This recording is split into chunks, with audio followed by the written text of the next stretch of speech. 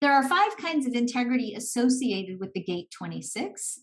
There's physical integrity, which is being physically whole, healthy, and vital. Resource integrity, which means having the tangible resources and goods that you need to stay sustainable and to have enough to share. There's identity integrity, which is being in alignment with your authentic self. There's moral integrity, which means acting in alignment with higher principles. By the way, this shows up when we think we're not enough.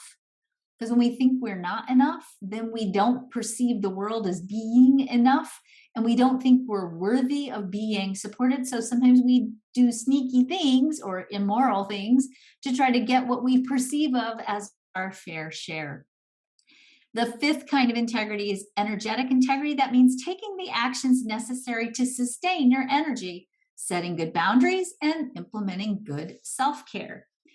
Anytime we have an injury to any of these 5 areas, or anytime we're struggling with self-worth, it's going to cause us to either experience a further injury in our self-worth, or it'll cause us to have a low level of integrity in these 5 areas. So one of the things we're going to share with you later on in this presentation is how our self-worth impacts us in ways that sometimes we don't expect. So we use a system of alignment called the quantum alignment system, which Betsy's going to tell you a lot about at the end of or in the middle of our presentation.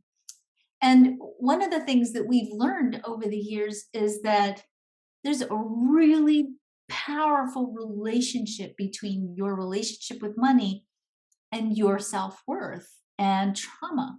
And what we have found over the years is that when we work with people who are really struggling with money, oftentimes that money struggle is a big symptom that there's something else. There's a breach of integrity somewhere that causes someone to create in the world from a place of not enough, feeling like they are not enough.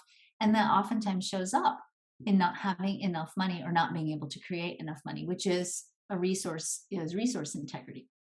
So the American Psychological Association reports that about 60% of the population reports themselves as feeling traumatized. One of the things that I've been doing over the last few years is research on trauma and perception of trauma. And in my research, I find that that number is more like 80%.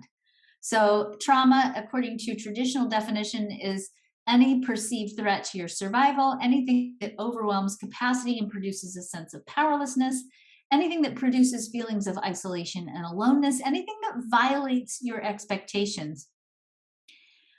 In the work that I've done with people over the years, I've really redefined trauma. And I like to define it now as kind of macro trauma and micro trauma. And the reason why I split it out is because I really want to be very clear that there are some just horrifying, horrible, very traumatic experiences that happen to people that can really kick them into, trauma reactivity and PTSD.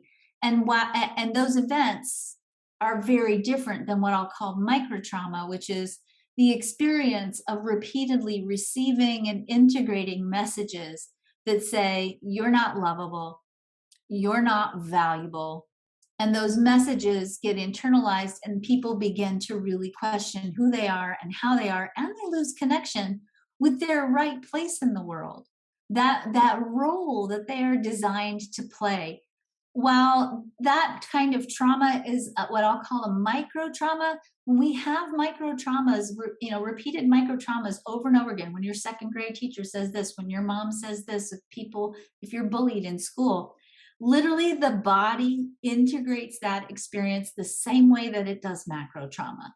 So even though it's not the same as, say, fleeing a war or having some kind of really horrifying experience happen to you, the body actually reacts in the same way. It is literally a threat to your existence. Maybe not your physical existence, but it's a threat to your identity, your integrity.